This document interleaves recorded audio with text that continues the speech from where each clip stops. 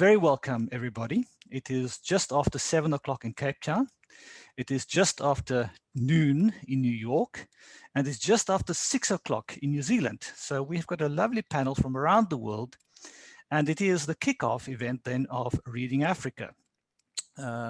Formally, while we are doing this formally, I'm recording the session, and afterwards it will be on LitNet. I'm Isak de Vries. I am associated with LitNet. I'm here in my private capacity, but LitNet has been a wonderful media host this year for Reading Africa. And we will eventually also do an edited version of this talk, and it will happen on LitNet, litnet.co.za. So thank you very much. But as I say, I'm here in my private capacity tonight, and as a friend of Catalyst Press. Catalyst Press, of course, is the founding member and the founding organization of this lovely event called Reading Africa. And we will hear more about Reading Africa shortly. Thank you very much for everybody for being here tonight. I'm very briefly going to run through the panel. We've got a lovely panel here tonight. And I'm not going to spend an enormous amount of time reading their CVs. I've been Googling them, and I've just basically decided I'm going to start reading CVs tonight. That's what you're going to hear, and that's not what we are here for. So I'm going to start with a man who has had to wake up very early, Justin Cox.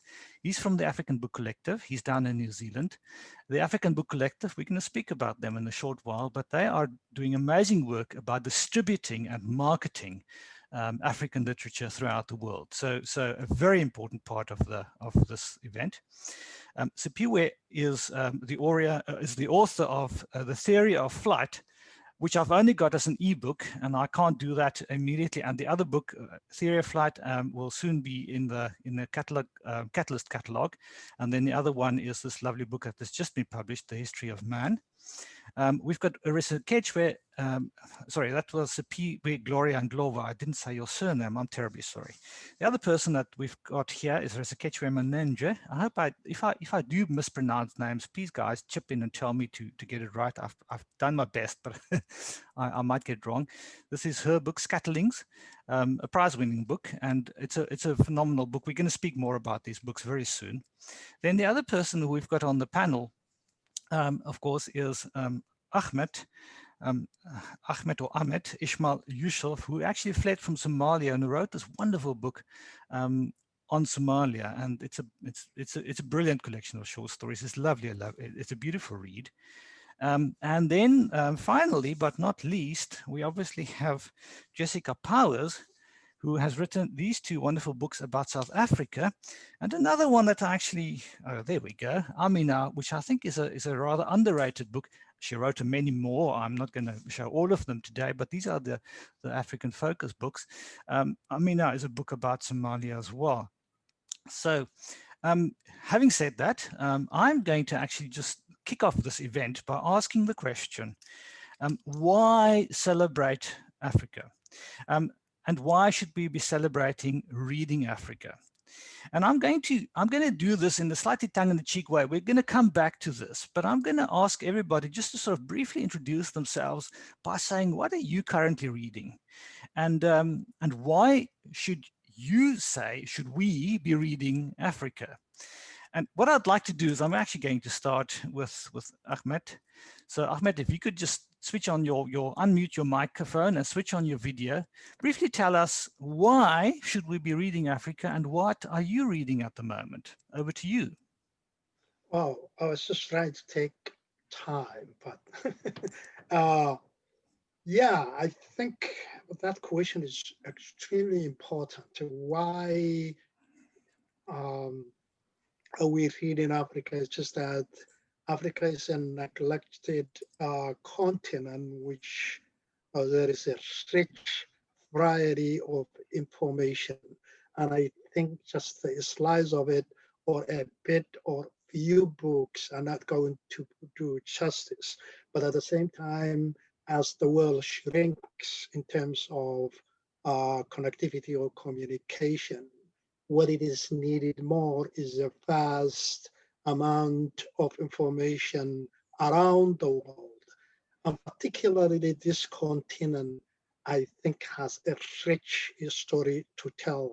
So it is about a time that exactly that we introduce this we introduce that information, or reintroduce that information to some extent. Absolutely. Yeah. Go ahead. Sorry, are you? Sorry, I cut you off now. Do you want to say something else now, or do you want to? Is there something else? And we can. Okay, sorry. Go ahead. No, I just want. Yeah, just want to say what I am actually reading. Actually, reading is a philosophy on African writer that, of course, does not need that much of an introduction. I think Masa Mengiste's latest book, which was shortlisted also for the Booker Award. So I actually read it, but I'm rereading that somehow or other. I cannot get enough of this book.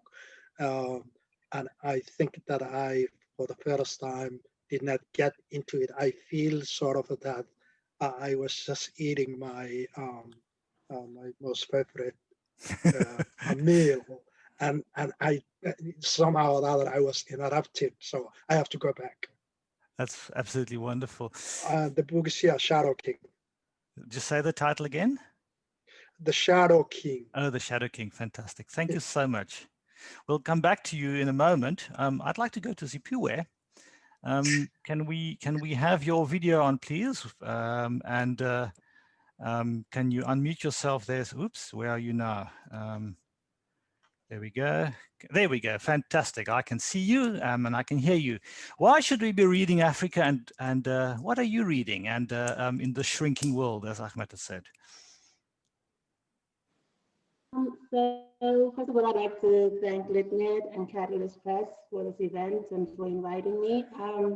So at the moment, I just finished reading another Booker Prize shortlisted novel, which is Tsitsi Dangaremga's This Mournable Body. And next I'll be, like Ahmed, reading The Shadow King. So it's been a very fascinating year for African literature on the international stage. I think why we should read African literature or Africa, I think as Ahmed said, it's because Africa has this amazingly rich history. And if you really want to fully appreciate what's happened in the past 400 years in the world that I live in, I think you have to engage with African literature on some level, because there is no moment in our modern history that has not affected the continent in some way, and African writers definitely write about this. I think another reason to read African history is because of the diversity of the voices and the diversity of the continent. It's an extremely diverse place, and we have stories about all kinds of things coming from all the countries. And so I think it's just wonderful to actually experience the continent in that way. A third reason, I think those of us who read a lot of literary fiction would just think that that's what comes out of Africa all the time, but there's a lot of genre fiction coming out, and I know that there's an event like this next week about crime writing, but there's also, there's this rise in Afrofuturism. There's all kinds of other genres that are coming up, and so, for you to absolutely appreciate the continent that is part of this world called Africa, I think you have to read Africa. That's a brilliant answer. I know that Jessica is completely passionate about saying that Africa is not only about literary fiction. And indeed, thank you so much. I'm going to jump to Rešoketšwe. Rešoketšwe, there we go. I can clearly see you. Cape Town based, as I am. The light is beginning to fade here in Cape Town, and it's lovely to have you here. Why should we be reading Africa, and what are you reading? Hi everyone. I'd just like to start by saying I'm incredibly nervous. So if I say things that don't make sense, just please forgive me. But yeah, I just finished reading the 2016 Kane Prize anthology. I really love anthologies. And right now I'm going to read Limbeto Lagos, which is a nonfiction compilation of essays from Cameroon and Nigeria. And as to why we should read Africa, I suppose I can speak more anecdotally on this, or more personally, because I've had, I would say, a rather myopic education. So I'm an engineer. That's what I do every day. And I read Africa mostly because I don't think my education was enough to keep me informed about my continent. And the best source of information I could find was books. And right now, and that's one of the reasons I love anthologies. And I'm not saying that, you read one story and you suddenly understand an entire culture or country or a people. But personally, I've discovered things that I wouldn't have otherwise known about had I not read in general. So yeah, that's it from me. That's a lovely answer. By the way, I find myself nodding away in agreement here, but obviously I realize that nobody can see me nodding. But yes, I agree. I love it. Justin, thank you, Rešoketšwe. That was great. Yeah, I mean, one of those amazing people. She's an engineer and she writes books and yeah, whatever. Justin, you're a bookseller. You're a marketer. I mean, we're going to talk more about your company and the way you guys doing it in a short while. But why on earth should somebody in New Zealand and elsewhere in the world be reading Africa? And what are you reading at the moment? Well, I think I'd like to agree with the previous speaker. It's just that you don't get to understand such a diverse continent by traveling around and talking to everybody, which would be impossible. So reading books from other places is a good way to understand the history, understand the people. And I've found that I'm very affected by what I read, by where I am. I used to travel a lot for work before this year. So I would use that time to use bookstores in whichever city I was for something to do, or record shops. And as a consequence, I didn't end up reading much about New Zealand. I lived away. I lived away for a long time, and books are very expensive here. So I'm now going on a big reading New Zealand mission, and at the moment I'm reading this book, which is a series of Maori creation myths about Aotearoa. And they have been retold by contemporary writers in like a sort of a modern setting. And I haven't read anything because I finished my other book last night, and this is the new book I'm about to start. I bought 3 books at our local bookshop recently, sort of on New Zealand and reading New Zealand writers, because I've decided now must be the time. And I also will join our local library to catch up on all the other stuff I can't afford to buy. Yes, fiction and non-fiction I'm reading. I usually read novels, and now I'm going on all of this other stuff about New Zealand, because it's a big place a big time for us in the world. We're finding our place in the world, and Brexit's coming up, America's crazy, and we're sort of trying to find our way. So I find it's sort of kind of an interesting time. New Zealand was the first country to beat COVID, which is quite incredible. Yes, apparently. Yeah, so far so good. So far so good indeed. I wanted now jump. Thank you so much, Justin. That was great. I want to jump to the other J on the panel, Jessica. Of course, the person who is so much part of this event, or actually, in fact, was the the driving force behind this author, head of Catalyst Press, etc. Jessica, why are you reading Africa? Why should we be reading Africa? And what are you reading at the moment? Well, I think that I really appreciated Siphiwe's answer about how without reading about Africa and writing by Africans, there's just no way we can really understand the last 400 years of human history.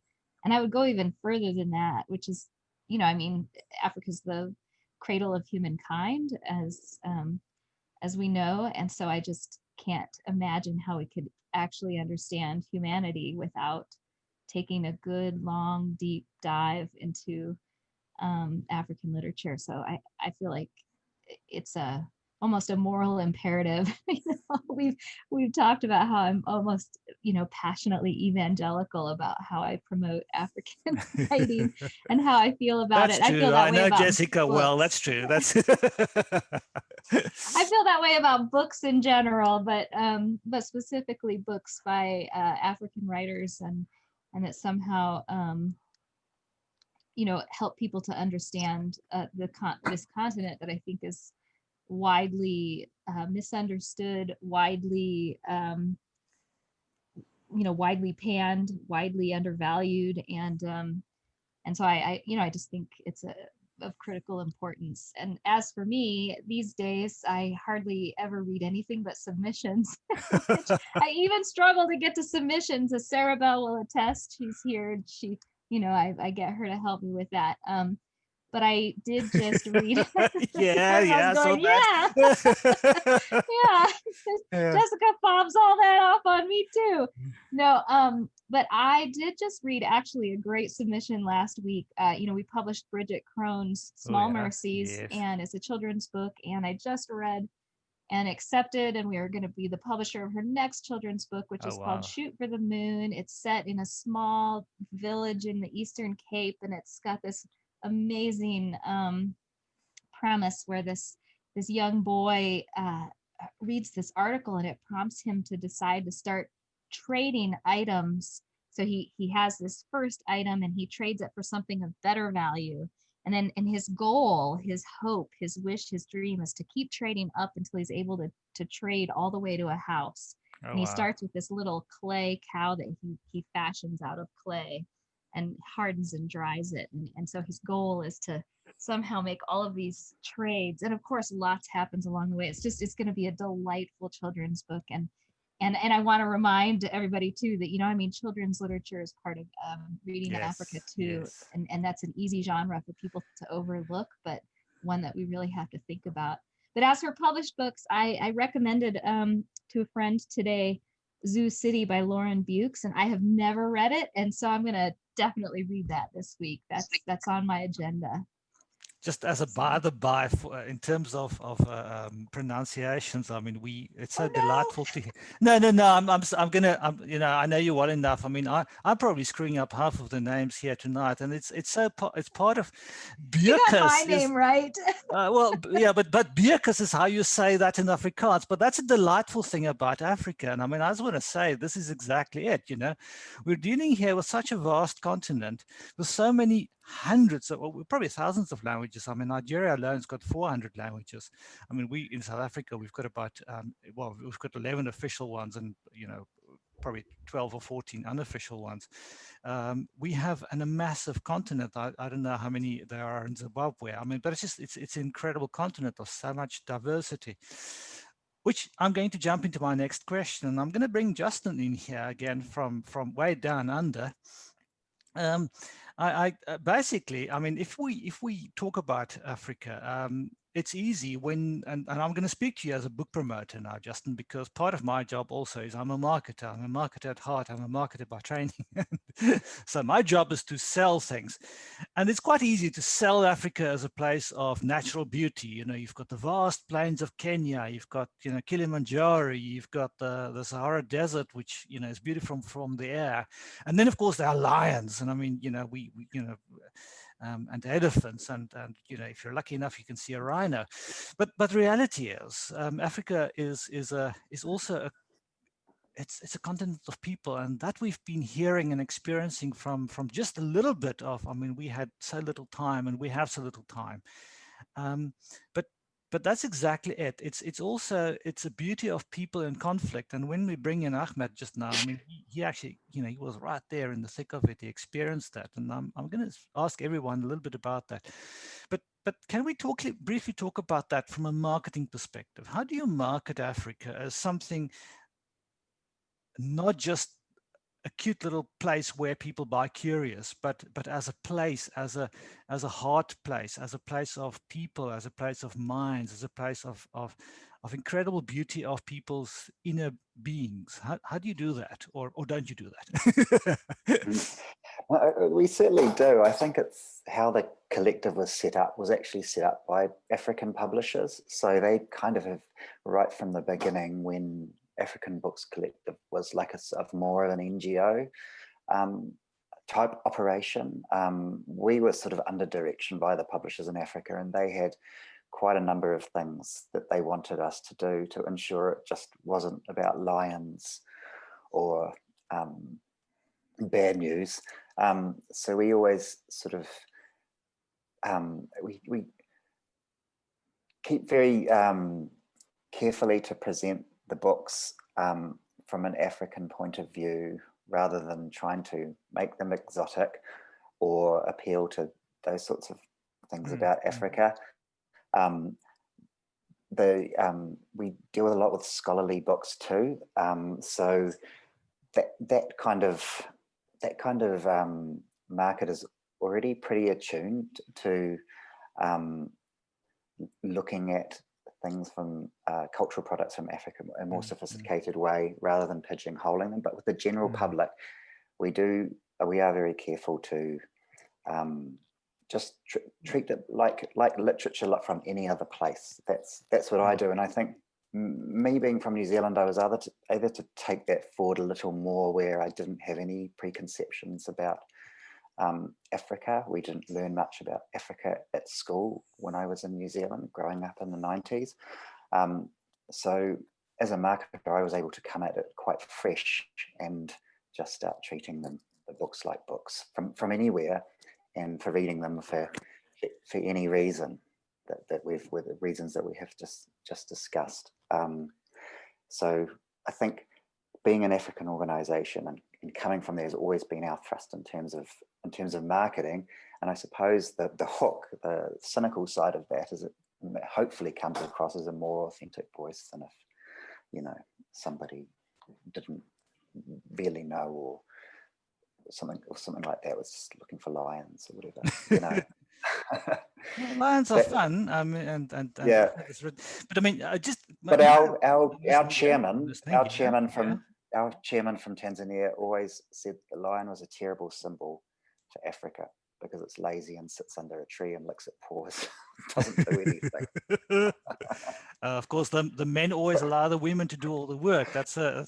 He was thinking about the male lion. Yes. Yeah. That's they actually do they do preciously little other than lying under a tree. How briefly, I do quickly just want to ask you about the African Book Collective how do you make money? Because I mean, you started off as an NGO, which is very nice, but I mean, at the moment you've actually, how do you help African writers and publishers to actually be distributed? Because you've got a fascinating way of doing that, and I would like you to very briefly just touch on that. How do you do that? Yeah, I read about it, but I want to hear you speak. Yeah. We're still an NGO, and I guess in some ways we're a social enterprise now, because we don't get funding, but we still don't make money. I mean, when I first joined, sort of personally, I think my philosophy is a little bit like, you can't have too many middle people in the arts taking a cut, because just not enough will make it back to publishers and writers. So a distribution is an expensive operation. Yeah. But we before we had the funding, we used to have warehouses and offices and things in Oxford, and that funding basically covered all of that. So we get by on breaking even on our. Sorry, can I, Justin? There's somebody by the name of iPhone 9199. Can you just that's your iPhone, please? Doorbell's thing. Are you not listening? I thought you were. No. Can we? There we just. Okay, there we go. Thank you, Justin. Sorry, just go ahead. Okay, yes. Okay, that's fine. Sorry, hang on a second. Just hang on. Sorry, Justin. Hang on. I've just muted you instead of the naughty iPhone. Just unmute yourself there, can you? I'm sorry, I've actually done some. There we go. I can hear you again. There we go. Thank you. Go ahead. Okay. Yes, so we just set out to break even. We break even, and we distribute the extra back to publishers. We used to do it in the form of bonuses, and now we just try and raise remittance, and we'll be raising our remittance again this year. And our model is virtual, so we work with print on demand, and our staff live at home all over the world, and we don't have a huge amount of fixed costs. So we just try and do everything as efficiently as we can to get more money back. And very briefly, I'm so aware of our time, but if people want to contact you, obviously they can go to the African Book Collective and go online and speak to you guys about distribution. Am I correct? Yeah, we have on our website frequently asked questions to do with distribution only. Okay. Yeah. Good. Yep. Awesome. Thanks very much. Thank you. I'm going to jump to Siphiwe now. Siphiwe Gloria Ndlovu, who actually is also a filmmaker by trade. And once again, if I can ask you the question, how, when we think Africa, we think of, the African farm and the plains and the beautiful, films and everything like that. But again, I mean, what you have done in your books is to touch on the heart of people. Your first one was very much magical realism. There was something, very much even similar to what I've read from the South American authors. And your second one, Helen Moffat called it an act of grace, because it's such a poignant novel about actually embracing, even a horrid person. Read the books; they're absolutely wonderful. They're beautiful books: A Theory of Flight and The History of Man. But can you basically tell us how do you write about the painfulness without being negative, and how can you be so beautiful in something which, because I mean you do touch on and it's not Africa that's horrid. Africa has been infused by people who actually came here to make it horrid. I mean, and you write about it beautifully. So can you please tell us about that? I think that I'd like to just say, I think that's honestly the way I experience life. So I lived through so I lived through a civil war. I was born during the Civil War. I lived through a genocide. But what I remember apart from that, or in addition to that, is just being a happy child in those moments. So while there was a lot of fear around me, while there was a lot of, you were aware that people were dying, you were aware that people were living in constant fear. You had bullets ripping through your house sometimes. But I also remember just going outside and playing with other children or playing with my aunts and being in a field of sunflowers. For me, it's important to always capture both of those things. So while extremely horrible things may be happening, I think, it's part of the human spirit to find a way to move on. And so the reality is that, while tragedy is happening, there's also like a lot of beautiful things that are also happening.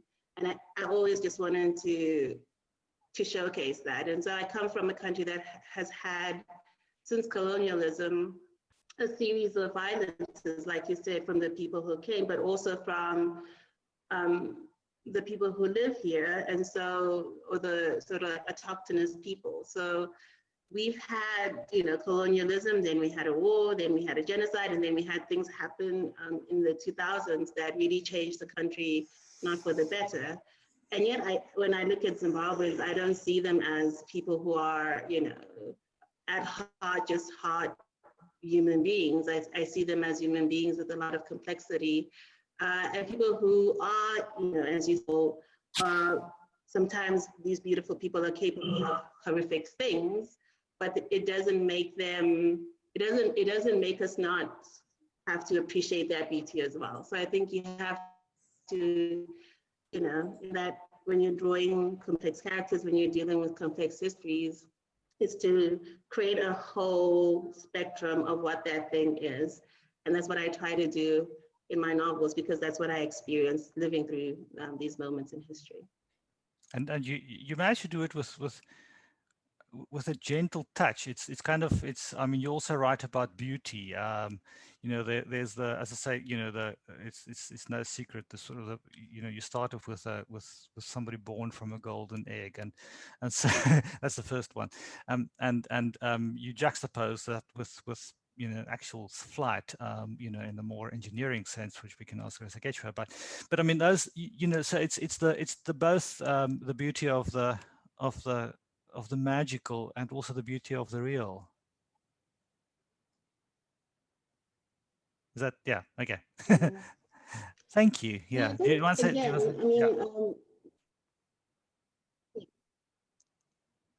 think for me, again, both those things exist. Can you hear me? I can. We can hear you. Yes.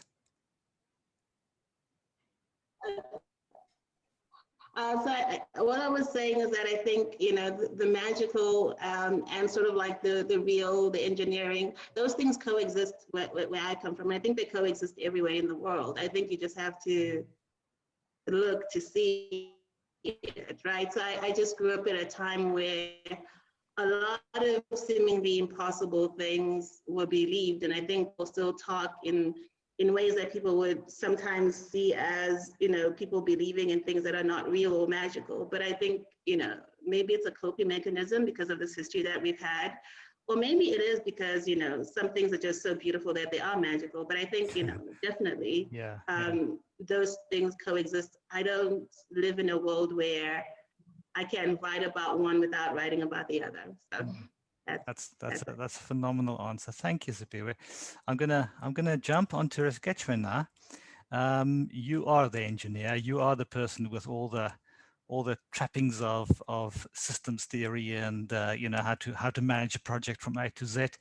But you know, when you start the Scatterlings with a it's actually the tragic event where we have a white person living with somebody who's not white at the time when that becomes illegal. And of course, I mean, the absolute fear, there's a fear of the young kids who have to be locked away at some point. I mean, and of course the smugness of the authorities, which kind of, funny enough, I mean, you know, smug authorities throughout the world. I mean, we've just heard, you know, from Zimbabwe, you know, the authorities kind of we've just seen, I'm not going to speak about American politics, that's not the idea, but I mean, you know, smug politicians are kind of everywhere. How did an engineer who could have written about, you know, a steel bridge or a mine dump or something like that, how did you end up writing such beautiful poetic prose, if I can put it that way? Because mine dumps are boring. But also, I actually do work with mine dumps. They're very boring. Yeah, well, yeah, you're a chemical engineer, am I correct? Yes. Yeah, that's yes. But other people don't find interest. But other than that, it's because I started. I fell in love with literature via poetry. So I started with poetry, and if I can't imagine something as a poem, I can't imagine myself writing it. I've tried to explain this to people before. I don't know how to put it into words, but things have to flow also because of, you know, I come from an oral storytelling tradition where people mainly, and that's one of the reasons that our history is so, there are a lot of gaps, is because we kept history orally. And so that mode of storytelling is somewhat poetic. Only way I knew how to tell this story. So that structure was just something that I didn't learn any kind of literary structuring or anything like that. I just learned everything I've learned from reading and from informal consultations with people in the industry. But that stuff was something that I took from my grandmother and my great-grandmother and my mother, and especially my grandfather, because they tell stories in a very unique way. And that was something that absolutely had to shine in my story. And that's how, that's I didn't choose on mine dump. Well, I mean, you know, you hit a gold mine in the sense that it's such a beautifully poignant book, and I mean, when I lived in Venda for a short while, for a few years there, I mean, I actually got to know some of the storytellers, and there's a rhythm in the stories. In fact, sometimes the older people would stop if the kids are getting restless, and they would sort of wait, and then you know, there would be a whole ritual of tell the story again, and then you know, I'm not good enough with a trend of words to try and say that. You can laugh at me when I say that, but I mean, there's that beautiful rhythmic storytelling coming through in your book as well. I think that's why you know, you got selected for that prize, because it really is quite an extraordinary way of telling the story. Oh, thank you. Yeah, but I'm listening. Yes. Yeah. But yeah, the way we tell stories also, because that was something I really wanted in the book, is that the reader or the audience, what you've just touched on now, sort of has to consent to being told the story. So it's kind of like a two-way street. And how we start stories is like, you say, I'm telling a story, and the listeners will say, and then it goes, and then you tell the story, and then it goes. So something like that happens, something that happens traditionally. So yeah, that's so beautiful. There's a participant here. It just says Vernon's iPhone. I wonder whether that's Vernon Head. Vernon, if it's but anyway, he recently wrote a wonderful book about an African country, and where a tree is the most important thing. And it's also the way he set it up. I think it's a fictional country. I'm not entirely sure, but it's a lovely way of also just, you know, that it's kind of that there's a circular motion all the time, and I find that fascinating. That you know, that it's beautiful. Yeah, thank you. Thank you. Yeah, thank you very much. I'm quite keen to jump to Jessica now. Jessica, who Jessica being the publisher, at Catalyst Press, but also an author. And just for those of you who don't know, I sometimes call her Daddy Wetu because she speaks Zulu better than I do. And that doesn't mean I speak great Zulu, though. I'm afraid it doesn't mean that I speak great Zulu either. I'm sorry, but Siphiwe knows all too well. I used to practice on her, even though Ndebele is her tongue, but they're very close. And, she could attest to how badly I speak it. But anyway, but it's just the point is just that, you know, at least, you know, you actually lived in Africa for a while. I mean, despite the fact that you're down in Texas at the moment. And the other thing that I found fascinating, your very first book was actually about that border situation with a Spanish American boy. And I still think The Confessional is one of the great books. I actually think that it should be a prescribed book in the gang wars here in Cape Town, which of course is, I don't want to dwell on gang wars in Cape Town now because that's a story altogether. But you've been able to latch onto that, to tell a story from that perspective, and then you were able to live in Africa for a while, and you wrote from here. Now, I think the important thing is that you're also the driver behind Reading Africa and Scatterlings Press and actually wanting to tell African stories. So you know, we've already heard why we need to read Africa, but how do you go about as an author writing Africa then, and how different was, for instance, the story set in Somalia from you know, a story set at the border where you now live, from a story that is set in Mbali Township in Pietermaritzburg. You know, how does one approach those things in a way that makes them realistic? Well, I mean, you know, there's definitely a huge debate all over literature today about, how outsiders can or cannot or should not write stories about, experiences that are not their own. But I'm going to leave that debate behind because I obviously do write stories about, people that are not exactly like me. Even the Confessional, my first novel, which you mentioned, is all the characters are all boys. The narrators are all young men in their teenage years here in El Paso, Texas, which is where I currently live. And I obviously have never been a teenage boy. As you pointed out, I wrote Amina, which is set in Somalia, and then two books, this thing called The Future and Underwater, which are set in Mbali Township. And, you know, I think that I feel like there's a way in which sometimes looking from the outside does offer a perspective that you don't have from the inside. I think that just thinking about my own life, I think people have had perspectives on my life and my experiences that have illuminated them for me in ways that I could not do myself. just from a very personal perspective. And I find that very helpful, whether it's been in therapy or with friends or others who've pointed things out to me that I needed to have pointed out. And for me, it's a definitely distinct, respectful need to immerse myself as much as possible and trust the people that choose to trust me and guide me through these worlds that are not my own, and to trust them. And there's many of them, there's many guides in each of those books, not just one.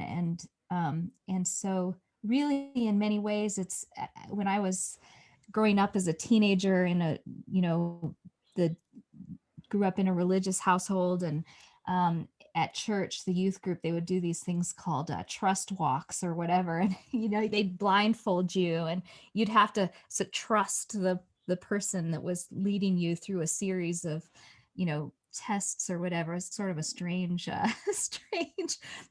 kind of thing to do, but it was one of those things that we did. And I feel like in many ways that's, what I've had to do is really recognize that I am blindfolded and I am trusting this person with my very life, with my very artistic life, in order to really be led through and understand and experience something that's very, very different from my own, and to be,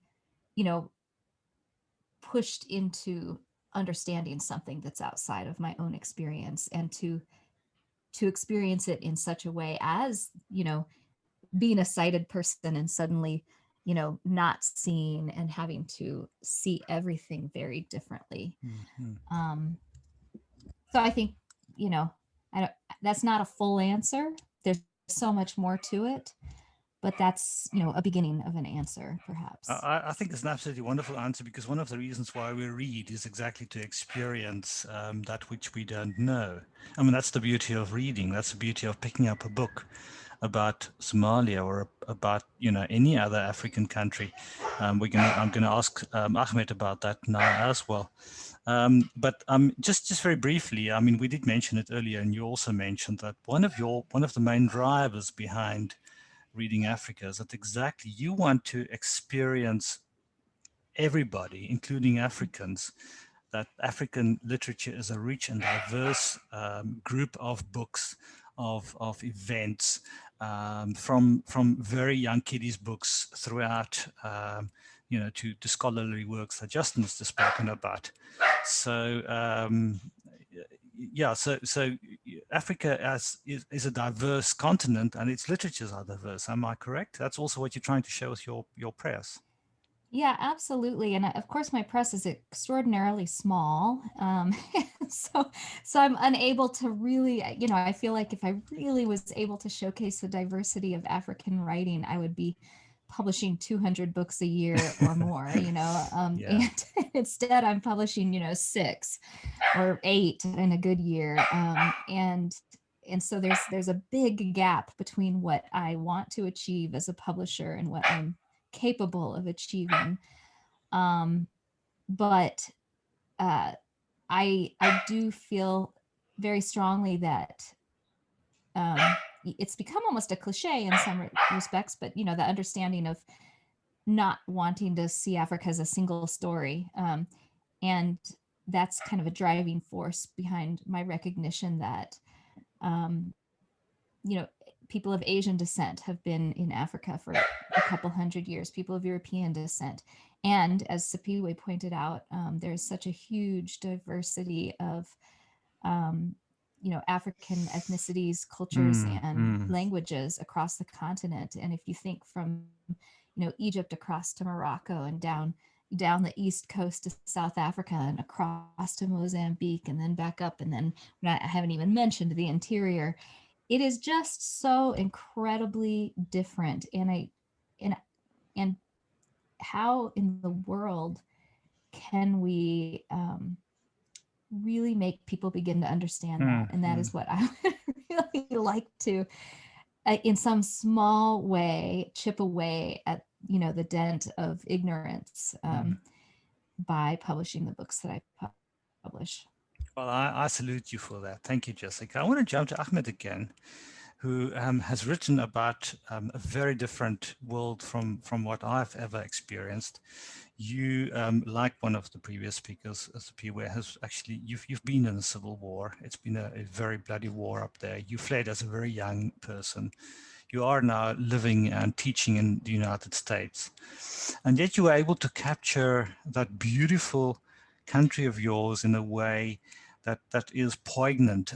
You managed to capture the caste system that I knew very little. In fact, I knew nothing about the caste system up there, and it's an incredible read. Every story is a little gem. There's also a lot of poetry in it. There is a lot of the final story, The Lions Binding Earth, actually touches on one of the folk tales, and it starts off with a young boy who has to look after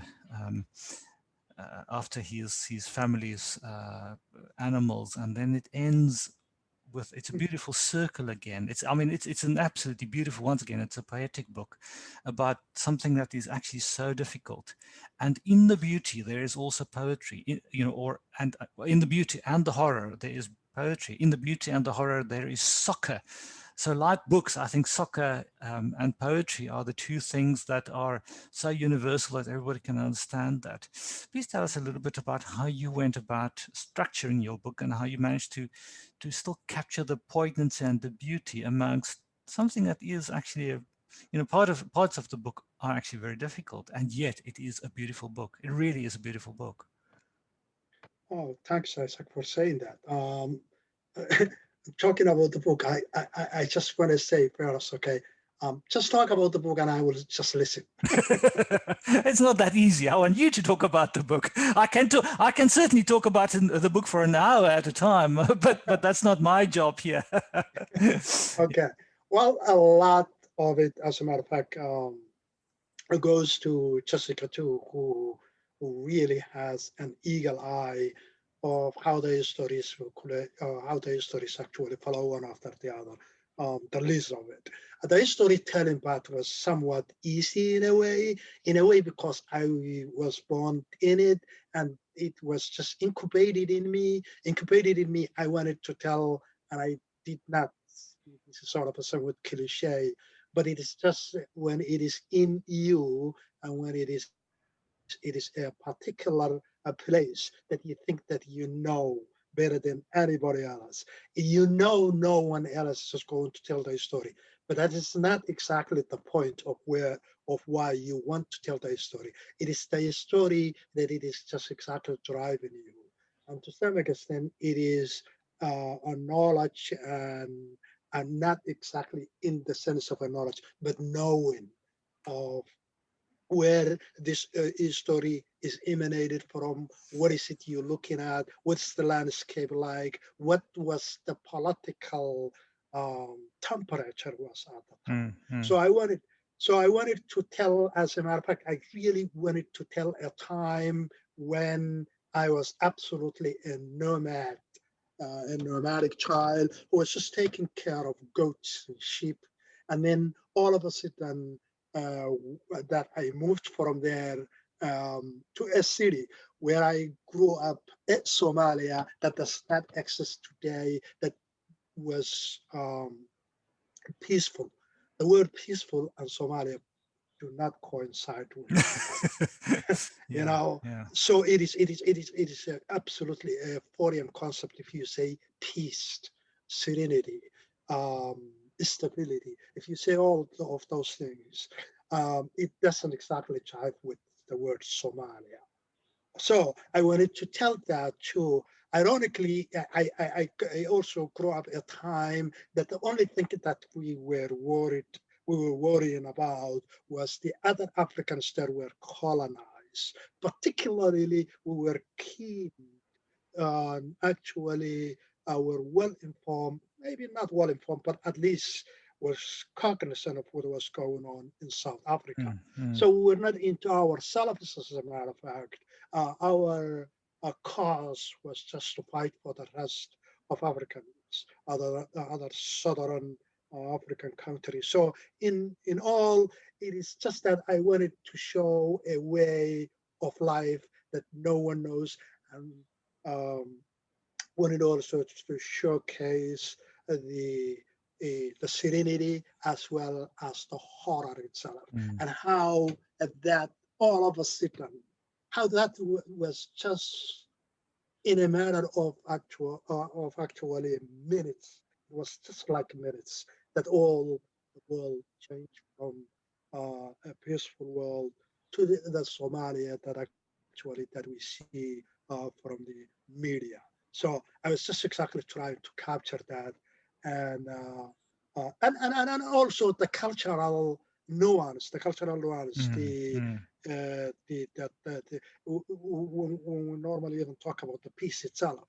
It is just that there is a community, that it is within us, that exactly that no one colonizes it but us. We enslave them, not only enslave them, but actually we just name them in a way. The rest of the world just divide us as a human being, either through the religion or color. But here we are, same people, same color, same race, and somehow or other, there are people that we denigrate. And when you are an outsider, as a South African, when you see a Somali, it's Somali to you. For us also, when you see a Somali, it's Somali to me. But when it is within us, you just ask that person's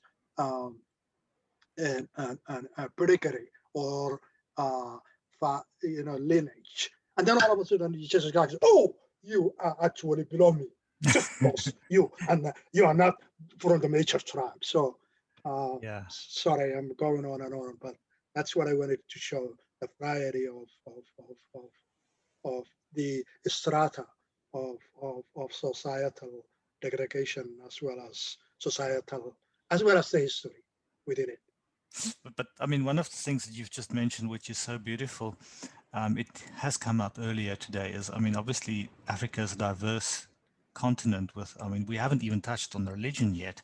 Obviously, I mean, the world that you write about have the indigenous languages and of course the Islamic religion there. And that's, throughout Africa, we have the divide between, you've got your indigenous religions, you've got Christianity and Islam and all of that. But most importantly, what you've just said is that in the end, it's about people, and it's about all of us, when we are eventually essentially one race, and Africa, although we are diverse, we're also, essentially we are people. And that, I think, is the beauty about reading Africa, is to see the other as the person, is to read about the other. And I'm saying that on purpose because, looking at Africa as something foreign, which was so easy for us here in South Africa to do, by the way, I have to say that I grew up in a white South Africa, is to look at Africa as that foreign place. A lot of people still call themselves European in South Africa for very good reason. They really do believe that they are very European, which of course is nonsense. But essentially it's about sameness, and it's about finding, commonality, isn't it? Right. Just look at the soccer game. I mean, the one that I wanted to actually to capture, the universal norm, was just a soccer game that I knew you, as in South Africa, just going to celebrate. That even maybe a Serbian mother in the United States, somewhere in California, well, maybe that's actually just it's just going to actually going to recognize. Yeah. And then Europe, and then all of a sudden, when you just exactly read this game, you are just going to, everything else is out of the window except exactly the game. And this, 16-year-old Vietnam, that every step that he takes, that you recognize, though he is actually Somali, you just go and, I'm just trying to let you forget about that he's Somali for a moment, and then you will say, do they play soccer in Somalia or football in the rest of the world? Yeah, yeah. Well, we see that's the beauty of that. That's the beauty of it, is to actually show that in the end, give somebody a ball and they become human. You know, it's no longer Somali, or it's no longer caste, or it's no longer Muslim or Christian or white or black. It's person. And I mean all the other beautiful things around that. I mean, your book has got food and all of that. I'm going to, at this point, I have to say we're close to 7 o'clock. We did start slightly later, and I'm quite keen for everybody now. I really am going to now say, first of all, anybody who's not on the panel, please do pop in your questions on the chat function. Thanks, Vernon, for posting the tree. Now, I do know that it's a tree for birds that we talked about. That's a beautiful book written, published by Jacana, written by Vernon Head. It's about this delightful boy who, once again, Ahmed, I mean, it's a boy who loses his best friend very early on in life, and then he becomes fascinated by plants and by trees. And it's such a lovely way of expressing humanness in that book. But anyway, the point is, I'm quite keen for the panel now to join us and to you know, basically please talk to us about questions. So I would at this point say, if you want to unmute yourselves, the panel, and I'm going to do a bit of a free for all, basically just so that all of us can hear each other. We need to wrap up, and anybody who wants to post a question, Sarah Bell, I know is also sitting there waiting for us. If I miss anything, let us know. But I'm more or less going to shut up now, because it's not my show. It's those guys who are on screen now. And tell us, you know, a little bit about. Really just talk to us, you know what you guys do when you're not reading Africa, in the sense that we know that you're engineers and everything like that, but it's basically just how do you find common humanness in and amongst all of this, because we are all the way from Texas right down through Africa, Bulawayo, Cape Town, and all the way down in New Zealand, and in the end we actually are human. We read books and we celebrate books, we celebrate reading. Anybody who wants to start? I'm really going to have a bit of a free for all now. If necessary, I'll chip in and sort of direct the conversation. And please, guys, if you want to ask questions, just pop it into the chat group. We'll do our best to call all of that up. Yeah, we've got a few minutes left, so who wants to start? Nobody. I'll start. There we go, Rešoketšwe. If you're not studying mind dumps, you know what? Why books? Yeah. Yeah, I watch a lot of documentaries, and I also watch Korean dramas. Please, no one judge me. And yeah, I do crazy things like go hiking sometimes. So I do everything. If anyone suggests anything to me, I do it. So yeah. That's what I do. But once again, isn't that exactly the point? I mean, it is. And the reason why I've asked this question is there are so many things that we share as humans, apart from books. I mean, I loved Ahmed's story about soccer, and that's exactly it. It's you know, we are in the end, we are one humanity.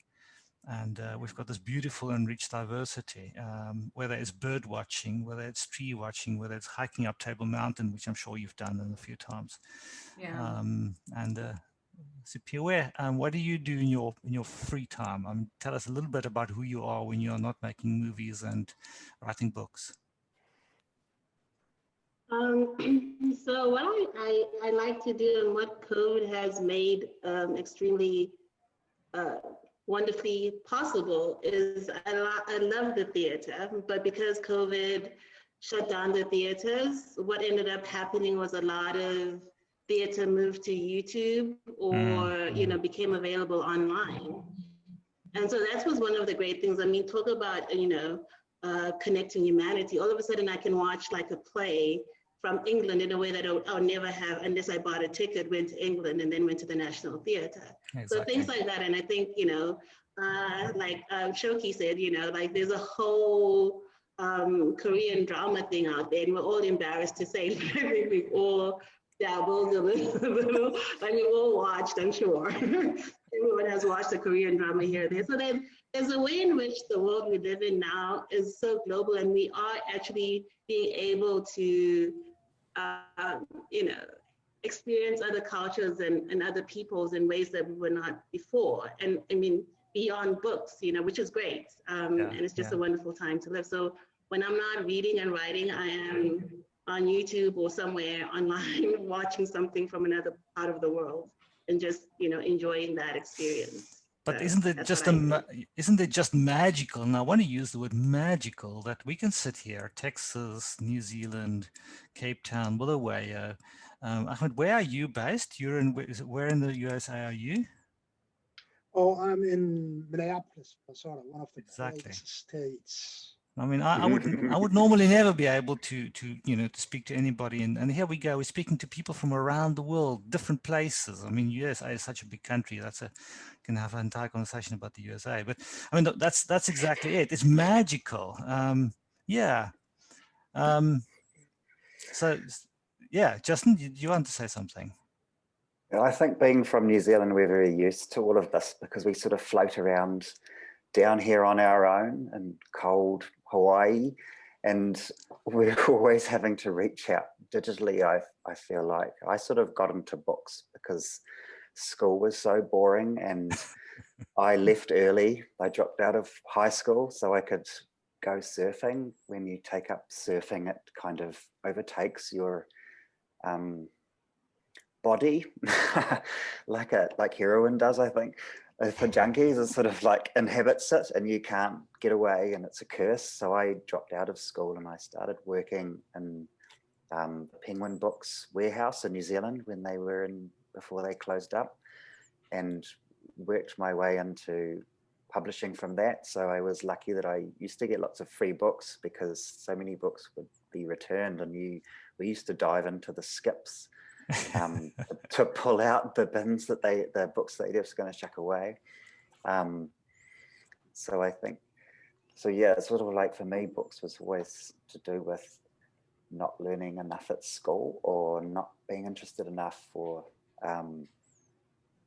maybe it was because of surfing. I'm not sure. We were always made to read books as kids. My parents used to make us read them, and I actually just can't sleep if I don't read before bed. So it's just like become like part of a survival kind of mechanism, like in my blood somehow too. Just, I don't feel like I even really understand literature reviews either. I read novels all the time. I just read them and I read them. And then I read literature reviews. I don't really know what they're talking about. I sort of forget what the story I've just read. It's just, I just go in and come back out. And then I'm like, what are they talking about? It's in there. Everything just sort of gets absorbed. It sits in there for years and years and pops back into my head when I don't really remember and can't grasp it, but I'm always sort of looking for new ideas, particularly from other cultures, because, we're here in New Zealand, we see that, our Western culture and stuff is sort of like failing us a little bit. And we have the Maori people here have like sort of different beliefs which are tied into land and things like that, where their spirit, the country is part of their body, the rivers are like their blood. So for me, it's very interesting in terms of environmentalism and stuff that's attached to those sorts of ideas, because you don't have like a god that looks from the outside in and that you can wipe everything away if you die or something like that. So they don't really believe that. So for me, it just seems like some of these cultures are a little more sustainable environmentally, and perhaps even on a broader level politically worldwide, that we need to start sort of listening to. In our councils here, some of our structures here in New Zealand, we're already seeing that because of the Treaty of Waitangi, which was signed between the English and the people. So they have something they can go back on and say, you're not honouring this treaty. So you must protect our language, you must protect these rivers, you must protect all of this. And they have that authority. So I think I've sort of always been kind of interested in those kinds of ideas. I'm pretty sure that a lot of us here from Africa would be able to say that we see similar things. If I can quote a book, Zach Mda basically, in his book Little Sons, he specifically also explains how African religion came, or how Western religion came in to try to kill the African religions, and that it was the African religions that actually was a sustainable form of connecting with the world. I mean, I don't know, Rešoketšwe or Siphiwe, whether you want to say something about that, or even Ahmed. You know, it's because, I mean, Umuntu Kabantu is talking about people, but similarly, I mean, if we talk about the way in which the spirit world works here, I can talk a lot about. I don't, because it's not my job, but you know, there's a lot about when you bury somebody in Africa, it's not just about throwing the body into the ground, it's about returning the spirit into something bigger. I don't know, anybody want to talk about that? Yeah, I actually was reading a book a while back about how, you know, agriculture, of course, is necessary, but one of the things that happened with that was now some rivers were redirected, and the answer, well, the native people of that place had a spiritual kind of belief about how it would anger the ancestors and the gods and stuff like that. And of course, the people who were sort of like modernized saw that as so primitive and just, you know, nonsensical, and they redirected the rivers anyway. And then over the decades, that redirection actually messed up the ecosystem. Yes. But because the so-called native people had expressed it in such a spiritual way, it wasn't something that was necessarily respected. So people had, you know, in academia, we have this thing of, okay, cite your source. But sometimes with native cultures, the source is just simply knowing that, you know, redirecting the river is unnatural. You know, you just know these things. Your great grandfather told you, but he didn't. It, so no one kind of listens to you in that way. So yeah, we have a lot of that in my culture. We have a lot of that, but the book that I was reading was in relation to the Xhosa culture, but we have a similar sort of belief system. Yeah. I think here in the area that I live in, they redirected a river, an estuary years and years ago, which did destroy the local shellfish gathering and fishing. They've just put it back to where it was. The local iwi there are just like, well, we have the power now, we have the money, and they also sort of directed the council to spend money to put it back to where it was. So they're re-flooding this area. I haven't been around, but billions of dollars just to get it back to what it was, because they said there's like no economical value to put it back. They're just like, put it back. Just drop it there. Yeah. Yeah. We're seeing a lot of that in my area. So yeah. Well, I think also how war, particularly the civil war or whatever war, changed the landscape and just absolutely totally the basis what you have known. I, for about 30-something years, went back to Mogadishu just a year ago, and also have some kind of memory map about the landscape, the nomadic landscape in Somalia.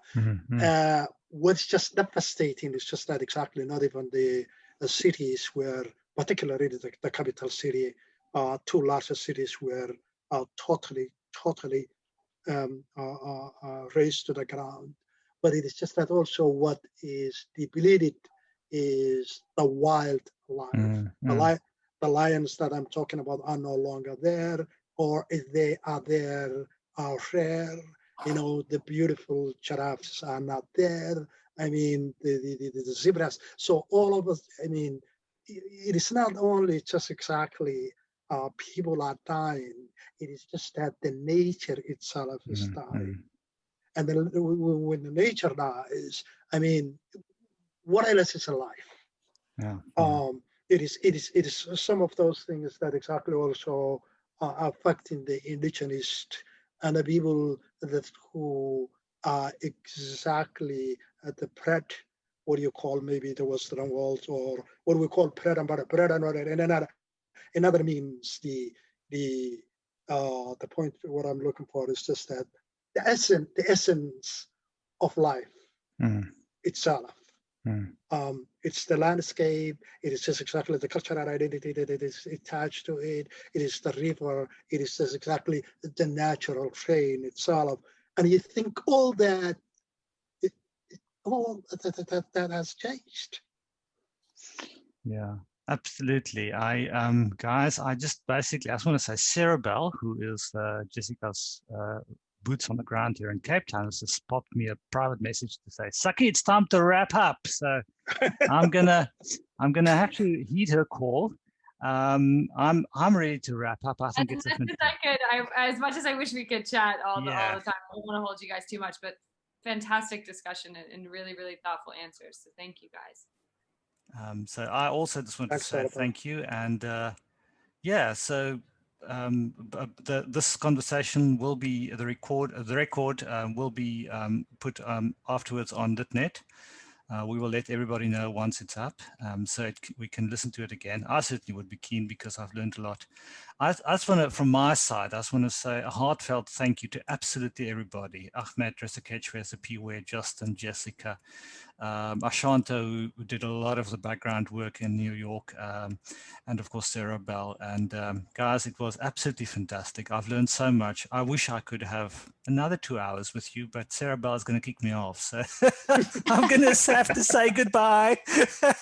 You may do that, Sarah Bell. Sorry to be the bad guy. It's nice to point a finger at you, Sarah Bell. Then I don't have to be the bad guy. No, Sarah, you got it, Sarah Bella. You guilty. Take that on. Like it wasn't me, it was Sarah Bell. Yes. I wanted to keep you guys, but Sarah Bell. I just only wanted to say, those of you that who are from the Southern Africa, you gotta change your names. We can't pronounce your names. Just get Jessica and Ahmed, and these names. That's the beauty of it, isn't it? Yes. We love you, but we cannot pronounce your names. We still love you. Yes.